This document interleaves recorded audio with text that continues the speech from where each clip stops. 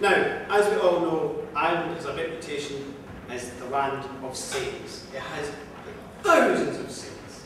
And this part of Ireland, the west, there's many, many, many saints. And one of the most famous saints, the one of greatest reputation, is Saint Enda. But the thing to remember about saints, whether the men or the women, was that when they were alive, they were just people, like you or me. And they had all our great sides, and they had all our failings. And Enda was like that as well. Enda was not always a saint, he was just a man. And for most of his life, he was a monk on the Aran Isles. But before he became a monk, when he was a young man, he was actually a prince. And he was a prince of a great powerful family here in the west coast. And as a young man, he had a great reputation. He was the kind of guy he could bring his enemies together and get them to negotiate and settle their differences. So everybody would benefit, and the trade would benefit, and everybody would make money. And he was a great man for working on his father's estate and keeping everything running just so.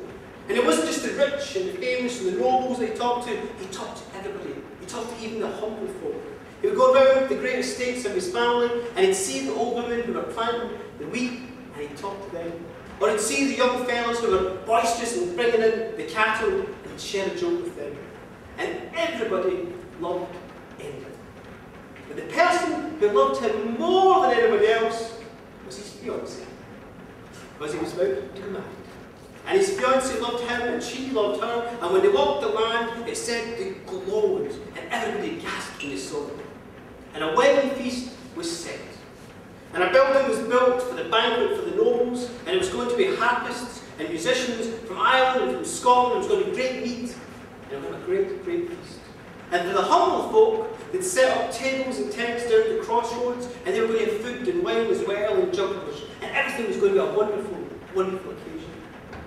However, in the run-up to the wedding, the poor bride-to-be, she got toothache. And she was told she had her tooth taken out. But of course, she was a bride-to-be, she was a young woman, and she didn't want the tooth out because she would end up with a hole inside her mouth, and she would look so good for her wedding. So she kept the tooth. And the toothache got sorer and sorer and sorer. And eventually, she had to have the tooth removed. But by the time the tooth was removed, her jaw had got septic. And her jaw was poisoned, and the poison went into her blood, and the blood went to her brain, and she became gravely, gravely ill. And it said she was taken to her bed, and she lay there, she couldn't walk. And sometimes the pain was so great that she uttered the most horrific blasphemies. And other times the pain was so great that she went into a delirium, and she began singing the most beautiful praises and hymns. And all the while sitting beside her was Enda, holding her hand. And Enda was with her when she died. And when she died, Enda changed. Enda stood up from the side of her bed, and he roared in his grief, and he left, and he went out into the countryside. And it is said that he lived for a year and a day like an animal, roaming about the hills of the west. And he could hear him sometimes roaring out to God, asking him, "Why have they took such beauty from me? Why have they punished me like this?" And other times he would roar out to God, "Why did you let me feel love like this in the first place? Why?" And this went on for a year. And slowly, Enda's grief began to end. And Enda came to understand that he could not know the way of God. That all he could know was that he needed the strength to be able to walk the path that God's love set before him. And so Brenda came back out from the wilderness. And he came back to his family's estate, and he came up to his family's fort. And all his family was glad to see when he walked in, covered in dirt and rags.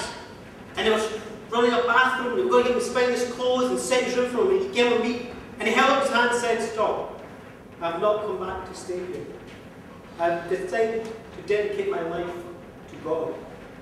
And that very night, he left his family home, and he set off for Scotland. And he studied in the great seminaries in Scotland, and he became a very, very powerful monk. And it was said that people could feel God in his power. But it was also said he was a man that had no sense of love in him, that there was something empty in him, and he couldn't make friends. But all the same, he was a powerful, powerful, respected man. And at that time, Christianity was competing with paganism in Scotland and in Ireland. And it was decided in the church to send Enda back to the west where he came from, to go to one of the most pagan places possible, which is where we are now. And from here over to the Aran Isles. And he was going to go to the Aran Isles and try and establish Christianity there. So Enda came down to the north of Ireland, to Antrim, and he came to Clare. And when he was in Clare, he was waiting for the ship that would take him over to the Aran Isles. And as he was waiting for the ship, a pagan came up to him.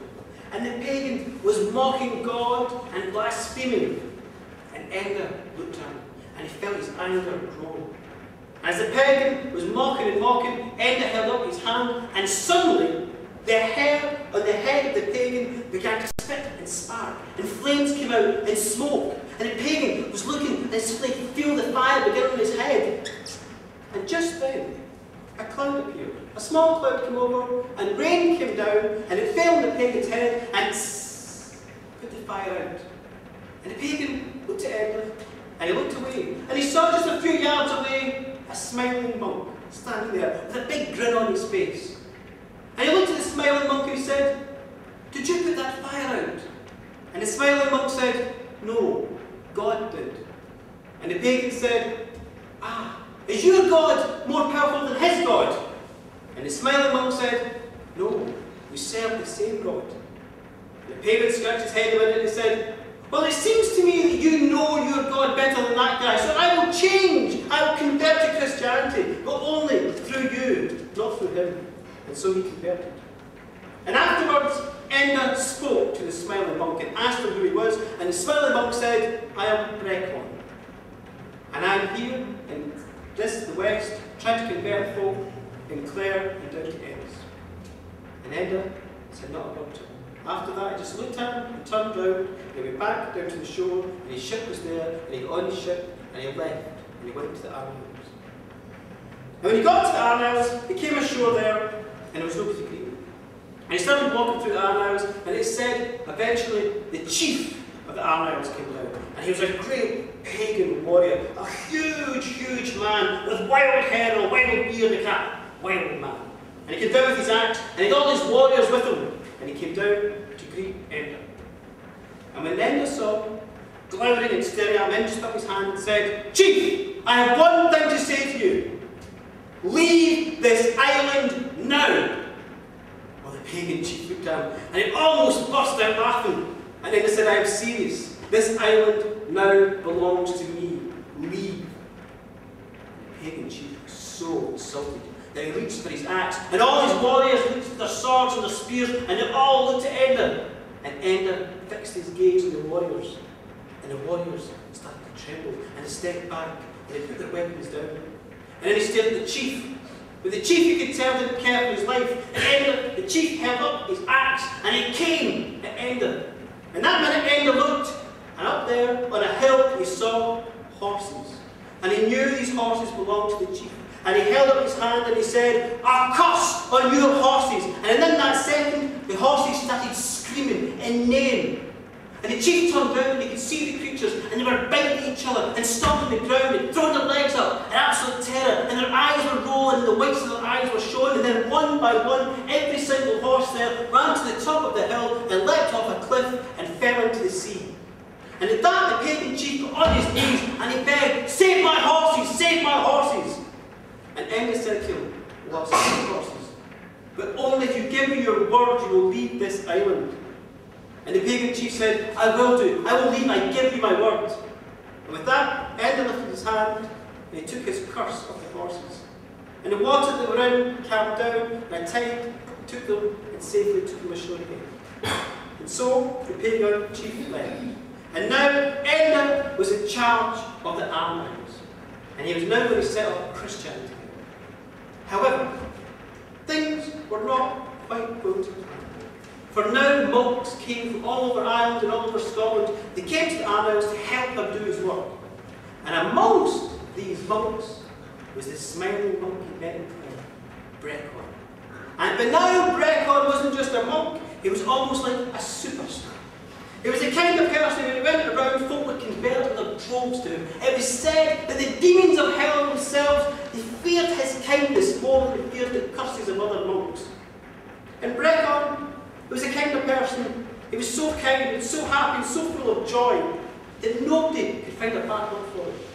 And Brecon himself had once an encounter with a pagan chief. And it was very, very different from Enda's encounter. Because the pagan chief that met Brecon was so impressed by him that he threw a big feast.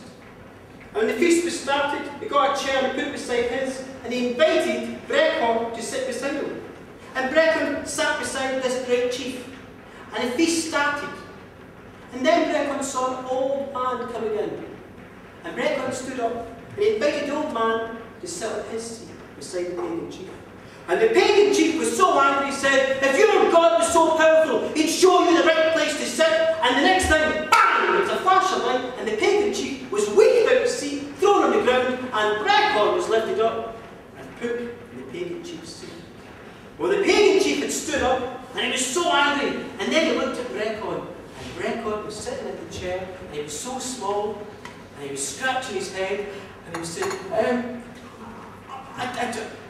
the pagan chief burst out laughing, and all his warriors burst out laughing, and it said at the end of that day, every single one of the pagans there had converted to Christianity. And this was the man who was now on the Iron Isles. And the Iron Isles began to convert people. He was based far out in the east, and Enda was up in the west. And everywhere he went, folk would convert him in their droves. And of course, Enda was a man not given to joy. He was a very bitter man, a very powerful man. And the people who converted through Brecon began to mock Enda. And Brecon was aware of this. So Brecon came up with a plan. And what he did was he walked all the way up to the part of the island where Enda was. And all his converts followed him. There was hundreds of them. And he came up to Enda and he said to Enda, brother, would you be my teacher? And Enda looked at Brecon and he said, of course. And Brecon bowed down before him and he turned to all his converts and said, listen, I am now this man's pupil. He is my teacher. Therefore, he is your teacher. You are his followers. And he handed them over to Enda. And all the followers there committed themselves to Enda. And Enda didn't say a word. He just looked at that smiling monk for a moment with his face perfectly still. And then he said, thank you, thank you very, very much. Thank you for bringing all these converts. It seems to me you've worked very, very, very hard. Perhaps I can do something for you. And Brecon smiled and said, what can you do for me? I tell you what I can do. I can ease your burden a little. Why don't we divide the island up? And you can have your part and convert away there, and I'll have my part, and I'll convert away in my part. And Brecon said, that's a great idea. How will we do it? Simple enough, said Enda. A week from today, we will each hold a mass. I will hold a mass in the west, you will hold a mass in the east. When we have finished our mass, we will walk. And where we meet, we will divide the island. And Brecon said, that's a brilliant idea, and smiling as he always was. And a week passed. And sure, the morning came on, and in the west, Enda began saying his mass, and in the east, Brecon began saying his. But Brecon, when he got up, he was so filled with excitement and happiness and joy and smiling as he always did, that when he went to say his mass, he said it so fast, he was like the bionic man. From the first possession to the last blessing, 3.5 minutes. Folk were shouting, it's a miracle, it's a miracle! And then he stepped out and he got on his pony and he kicked his pony and off it trotted. Now, Enda's men were up on the hill and they saw that Brecon had left his mass early. And they passed the word down. And the word came to Enda when he was saying his mass. And Enda didn't hurry, he didn't worry. He just carried on with his mass as usual. And when he was finished, he went back to his own room. And he knelt. And he prayed to God as hard as he could. God, he said, God help me. Please show that man Brecon. Show him where he stands in this island. Please, God, please. And a strange thing happened. For as he prayed, Brecon had by now crossed a third of the island. And he was on his little horse.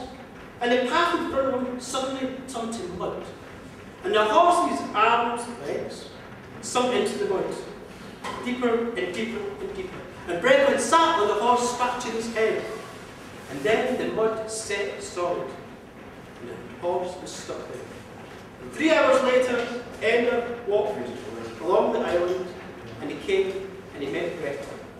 And there was Brecon on the horse, looking a bit silly and still smiling, and Enda said to him, "Good morning, brother."